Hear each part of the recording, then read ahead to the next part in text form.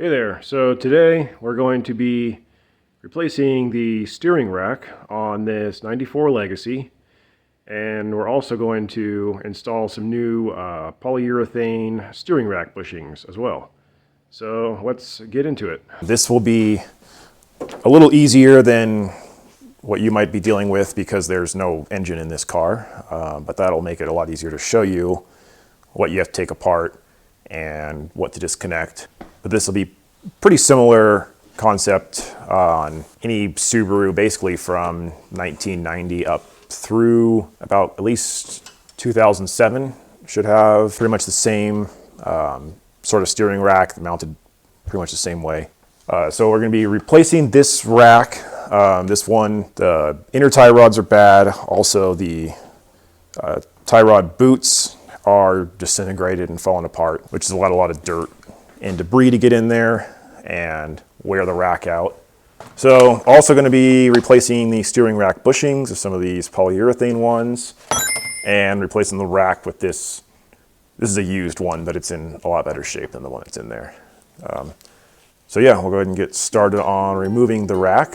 Start with removing these steering racks. We're going to pull the outer tie rods first. So you got to pull the cotter pin, which you've already mostly done, and then take this castle nut off of here.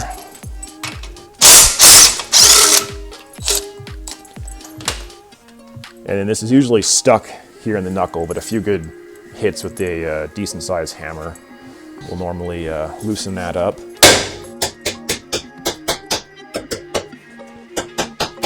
And normally you want to avoid hitting the top of this too hard because you can start to mushroom over the threads here and ruin your tie rods. That'd be if you're concerned about reusing them. Not going to be reusing any of this stuff, so it's not really that big a deal. All right, that side's out, and then just repeat that for the other side.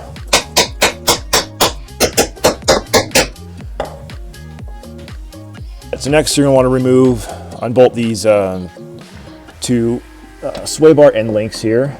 You're going to want to swing the sway bar up out of the way.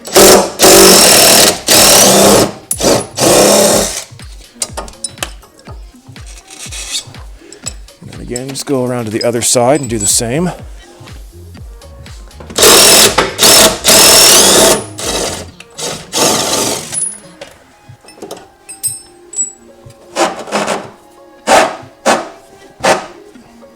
All right, now that's out of the way.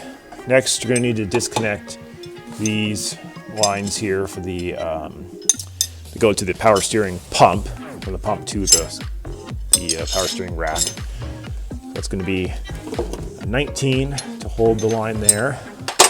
And these are two different sizes, so this one is a 19 and then a 17 to loosen the other side of the compression fitting here. And make sure you have a pan or something ready because a bunch of power steering fluid is going to come pouring out of here. And then the other side is going to be a 17 and a 14 millimeter. This will probably be trickier to get to if you're trying to do this with the engine in the car because you're going to have a little less space to work, but it's still doable.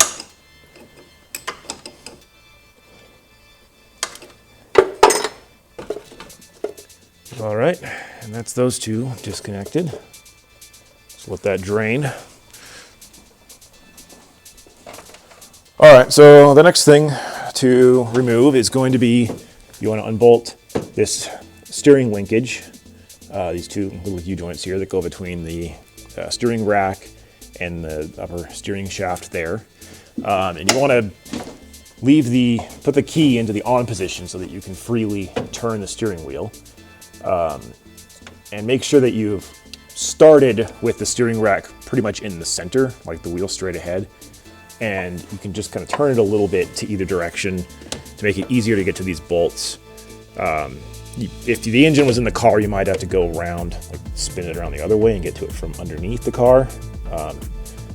Right here, it's easy to get to it from the top though.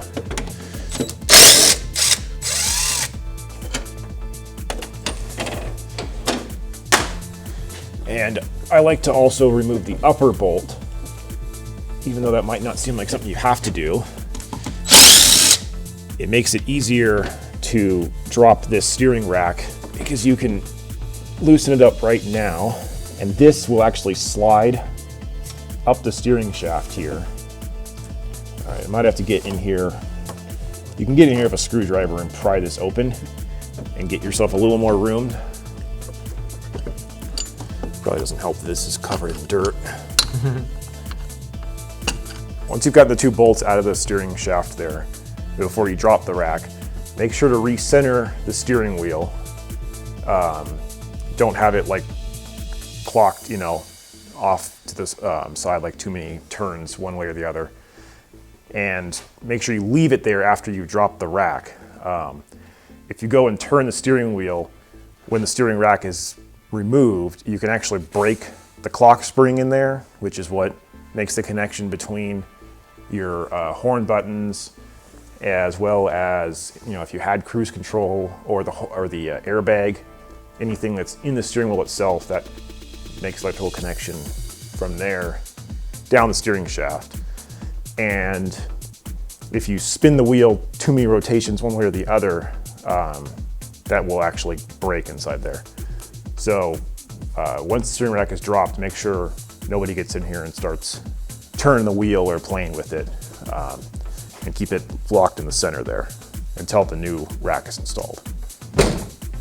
So the next thing you're going to want to remove is this jack plate right here, which is the point in the front of the car that you can use to lift it. It's going to be some 12 millimeter bolts here, and these front ones, there's a nut on the back side you're going to have to hold. That can be kind of a tight fit because the oil pan will end up being like right here.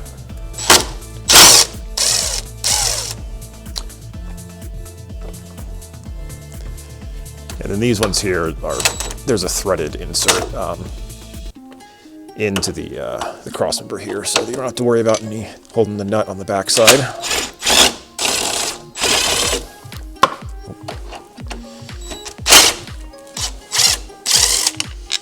Okay, once that's out of the way, then it's just 4 bolts that hold these metal brackets that wrap around the steering rack here.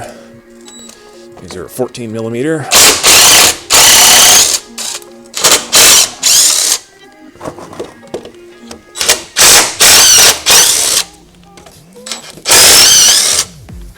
All right, and once all those are out, they kind of stick in here sometimes. Just pull on it. Sometimes you can get hung up on that steering shaft up there. You just have to work it around. You may have to go up top and grab hold of the other end of that steering shaft. Yep, there we go. And then just lower it out.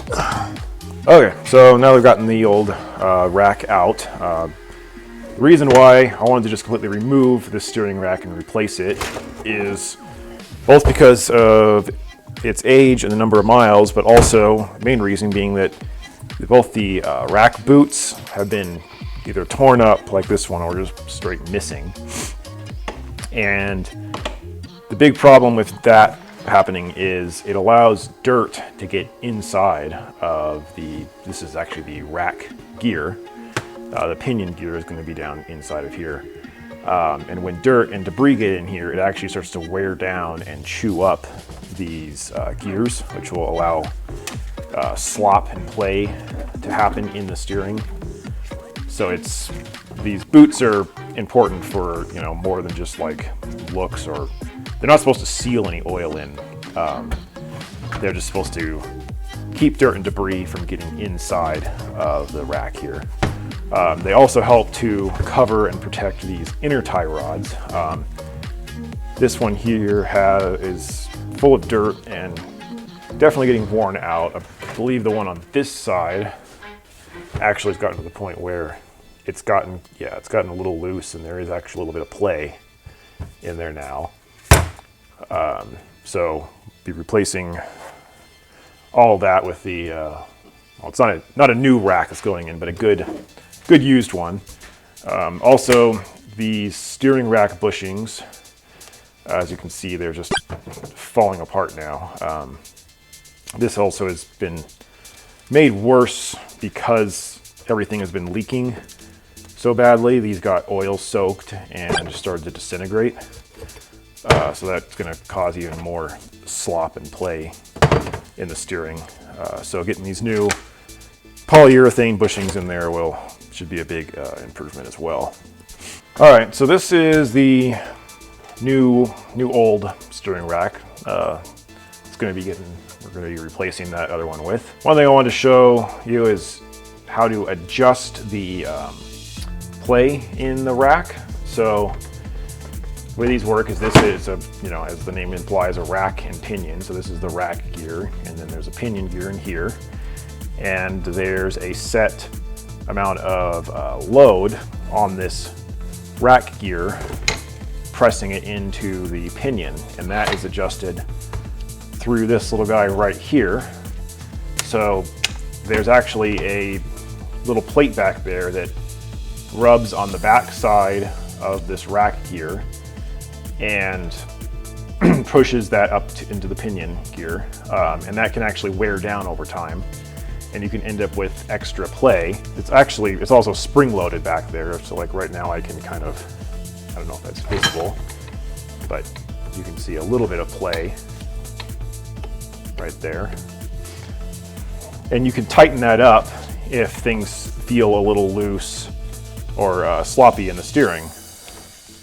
So I'll go ahead and pull this apart here. It's a 35 millimeter to take this lock nut off.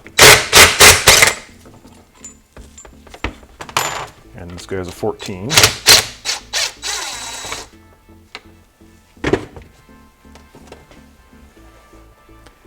And there's the preload spring right there.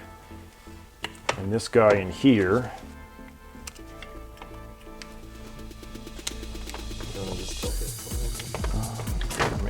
there we go. Yep, there it is.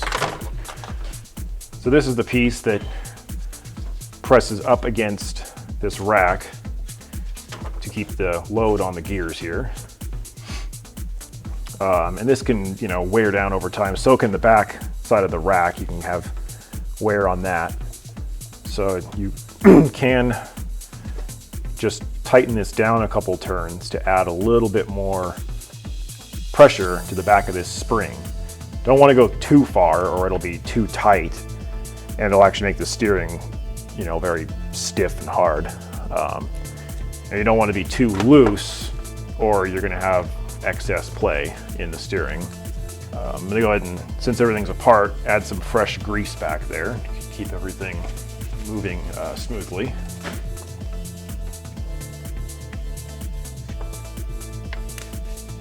All right, got a few pumps of grease.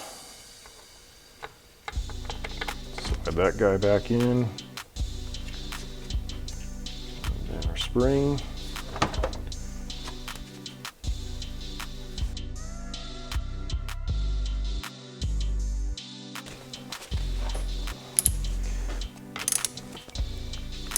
And then snug this down. I'm sure there's some actual spec for this. I don't really know what it is. I kind of just go by feel. As long as you can still turn the steering shaft and it feels smooth and not overly tight.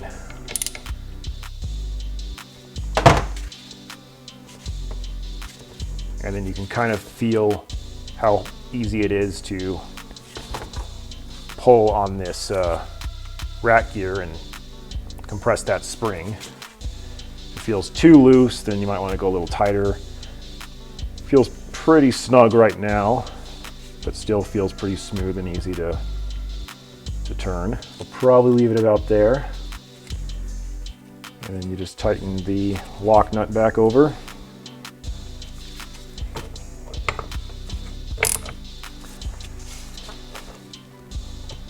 Snug that back up. And yeah, it does look like it sits a couple turns farther down than it did before. But it still feels smooth and does feel a little bit tighter than before, so that'll hopefully tighten the steering up a little and make it feel a little more like new. So yeah, just something to To note, if your steering feels loose, you actually can get under there and access this without pulling the rack from the car. So if you have an older rack and your steering's starting to feel kind of sloppy, you can maybe give this a couple turns and get some more life out of your rack without having to go right to replacing it. All right, got the rack adjusted, got some new boots installed, got the tie rod ends all installed, ready to go. So now we're going to go ahead and install these new steering rack bushings.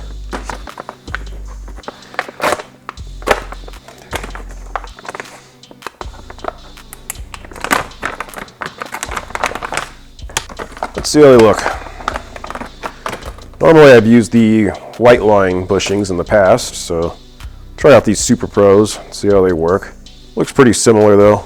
All right, yeah, I like to give you this grease here. Definitely helps with getting them to slide into place in the cross member. That, and I usually put a little grease on the inside here around the rack itself, just to help everything go back together a little easier.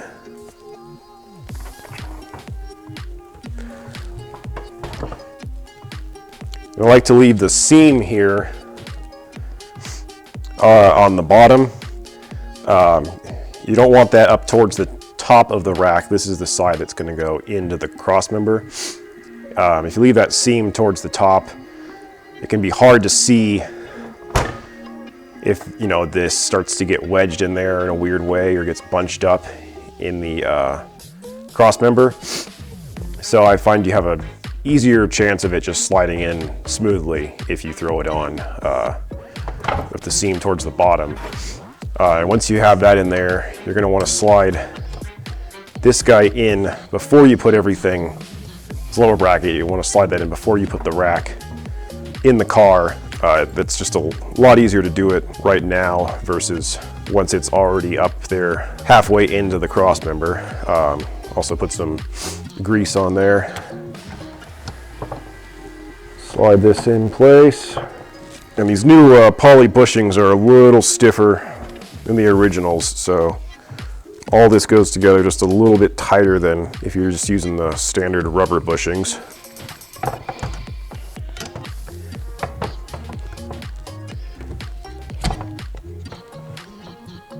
All right, and we're ready to get it up under the car here.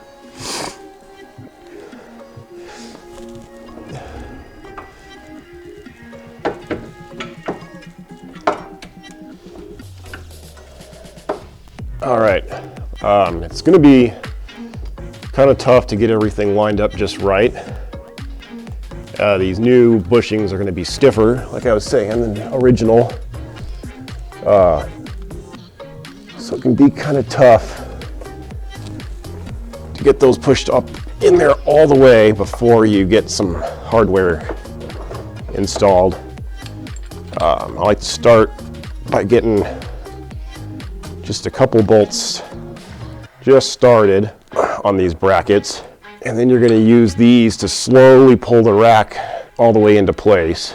It's also easy to end up cross-threading these bolts that'll hold the steering rack in, so make sure you get them started by hand initially before you go right to use an impact or something like that on them. All right, and as you're tightening, particularly this bracket here into place, just go slow in tightening the two bolts down, because you don't want to end up getting part of the bushing pinched underneath the cross member or wedged in there in a weird way. So just go slow, give a few turns to each bolt at a time as you're tightening it down.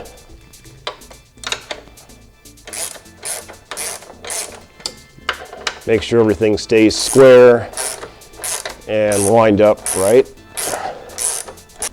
And then you want to do the same on this bushing back here on the other side of the cross member. This one I find usually goes in a little smoother, so not quite as tight of a fit, but check around it, Make sure it's not wedged in there in any kind of weird way. All right, and that's all bolted up now. Good to go here. So now we can go ahead and work on getting the outer tie rods reconnected.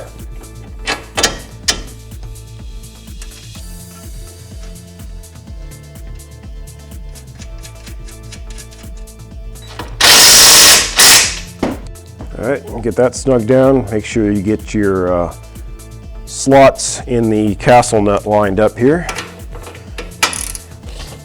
All right, we're gonna get a new cotter pin.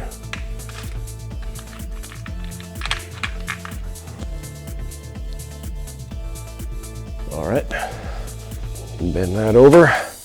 Okay, now we're gonna go ahead and reconnect the steering shaft here. And this, before we fully connect that, I want to make sure you've got the steering rack relatively centered. So you want both wheels to look like they're pointing fairly straight ahead, and that the steering wheel is still centered where it should be. And then slide this back on, and that'll at least get you in the ballpark of it being close.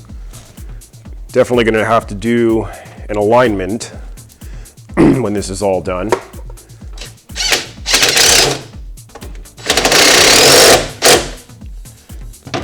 Okay, now we can reconnect these steering lines here. Okay, we can now reconnect these hydraulic lines. I might clean that off first.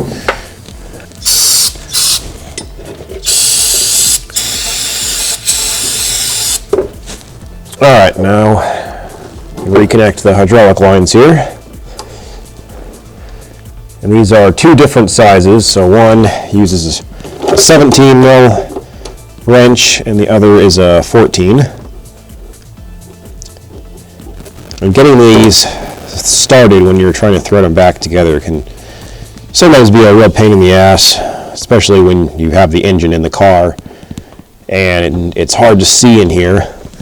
You got to hold both sides of the lines in just the right spot for these to start threading together. And this end doesn't move. You can't turn these. You have to turn the lower half of the fitting into the upper half of it here.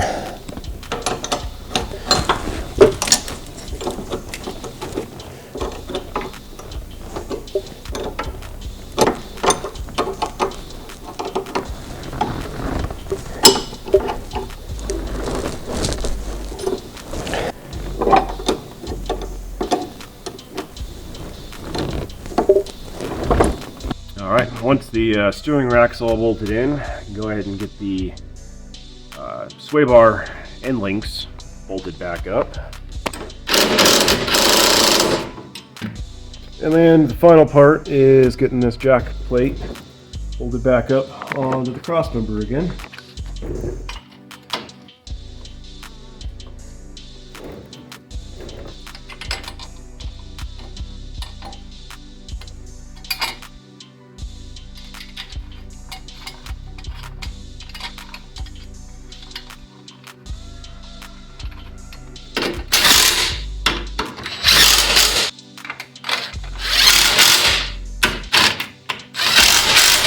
Okay, so at this point, the only thing left to do would be to fill up the power steering reservoir here with fluid. And these actually use ATF, Dextron ATF, not power steering fluid, like other cars might use, which I think is just easier instead of dealing with another type of fluid. And you're going to want to, when you refill this, turn the wheel back and forth a few times without running the car. That'll help to bleed the air out of the system, because on a new rack or replacement one like this, there's going to be lots of air in all the lines. So turn the steering wheel back and forth a few times. That'll help push fluid through the rack. Check your fluid level on the power steering reservoir again, because it'll drop after that. And then do that once more.